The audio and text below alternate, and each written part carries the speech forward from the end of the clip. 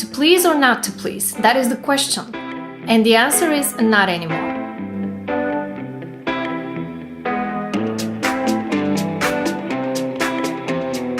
Hey guys, welcome back to my channel.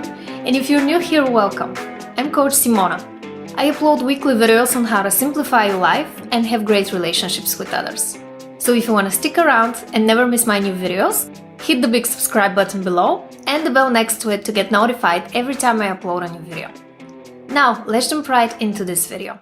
Alright guys, this is a very special video to me, because I used to be a huge people pleaser, and it took me a lot of inner work and many years to realize that my own happiness has to come first. And today I want to give you 3 practical tips that you can implement right after watching this video. Let's take a closer look at what a people pleaser actually does and what makes them a people pleaser in the first place. According to social psychologist Susan Newman, people pleasers want everyone around them to be happy, and they will do whatever is asked of them to. So in a nutshell, if you're putting other people's needs before your own, and you're disregarding your own views of the world just to get outside approval, then you're expressing some serious people-pleasing tendencies. But today we're going to change that. So how can you stop people-pleasing and start living on your own terms instead? My first tip is to find out what triggers your people-pleasing behavior and change your reaction to it. If you've been trying to people-please your whole life, it can be difficult to go back and track the actual reason for doing it in the first place. So let's take a walk down memory lane.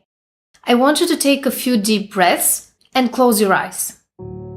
I want you to remember a time in your life when your parents asked you to do something that you didn't feel like doing.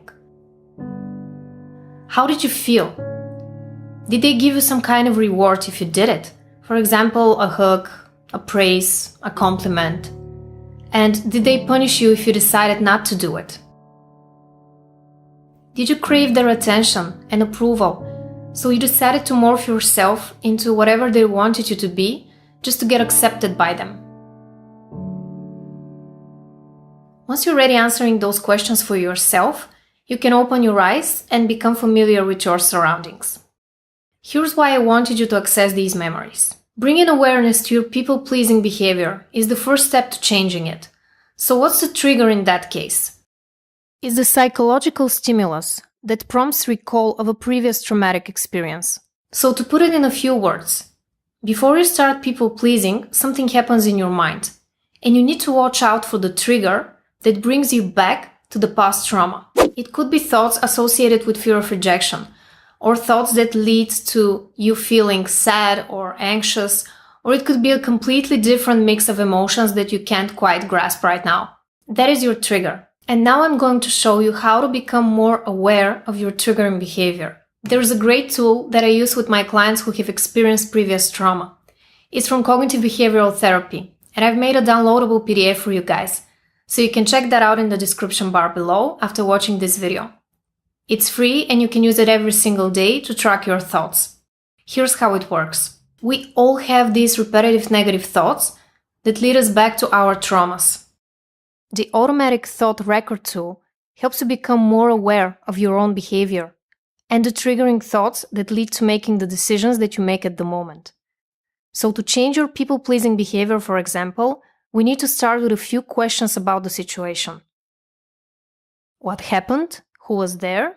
What did they say? And what did they do? Then we are going to move to the next important part, your thoughts. What thoughts or images went through your mind?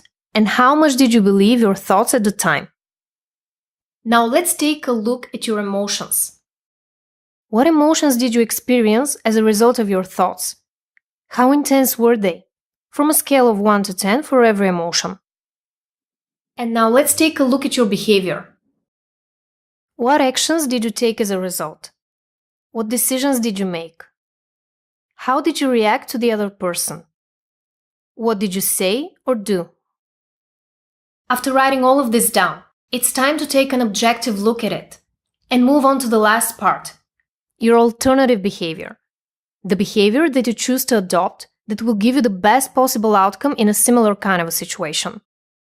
Here are the questions you need to ask yourself. What could have I done differently in this situation? What will I do if a similar situation happens in the future? What actions will bring me closer to my goal of standing my ground and being true to my values?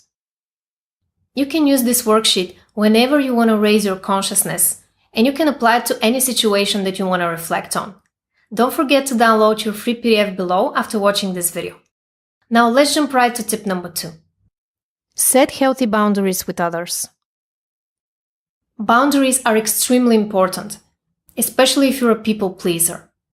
I've done a whole episode on the Simplify Your Life podcast on how to set healthy boundaries, so you can check that out in the cards and also in the description bar below. But for the purposes of this video, I'm going to give you the most effective tool that I have found when it comes to setting healthy boundaries with others. Learning to say no. For a people pleaser, it can be extremely difficult to say no to others because they don't want to hurt the other person, they don't want to offend them, and they don't want to seem inconsiderate in their eyes. Here's the truth, guys.